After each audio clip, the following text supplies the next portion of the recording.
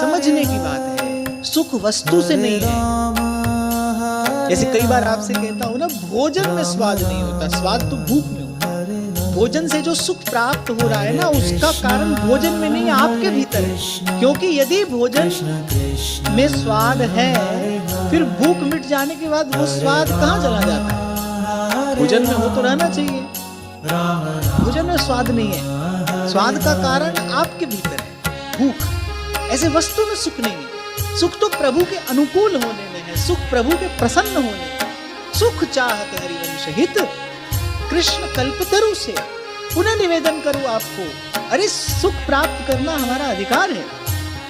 सुख स्वरूप भगवान के अंश है, हम क्यों दुखी रहे? पर कैसा सुख?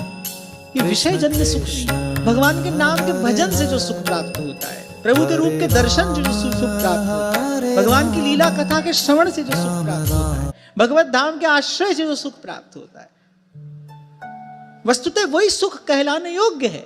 इसको प्राप्त करके लोभ नहीं बढ़ता, इसको प्राप्त करके परम शांति का अनुभव होता है, परम संतोष का अनुभव होता है, परम आनंद का अनुभव होता है। जो अपने पीछे अनेक अनेक दुस्सह कामनाएं लेकर नहीं आता, तृप्ति लेकर आता है, वो सुख।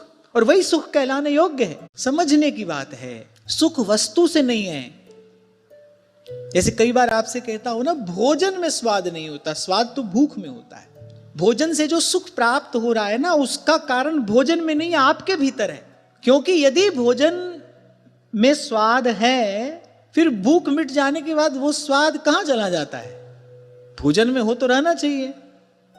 भोजन में स्वाद नहीं है, स्वाद का कारण आपके भीतर है, भूख।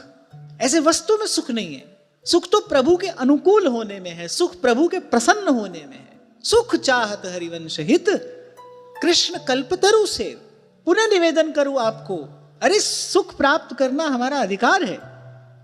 सुख स्वरूप भगवान के अंश है, हम क्यों दुखी रहे? पर कैसा सुख? ये विषय जन्य सुख नहीं।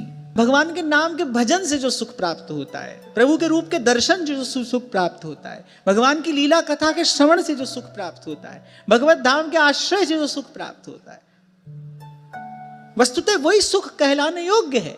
इसको प्राप्त करके लोभ नहीं बढ़ता, इसको प्राप्त करके परम शांति का अनुभव होता है, परम संतोष का अनुभव होता है, परम आनंद का अनुभव होता है। जो अपने पीछे अनेक अनेक दुस्सह कामनाएं लेकर नहीं आता, तृप्ति लेकर आता है, वो सुख। और वही सुख कहलाने योग्य है। समझने की बात है, सुख वस्तु से नहीं है।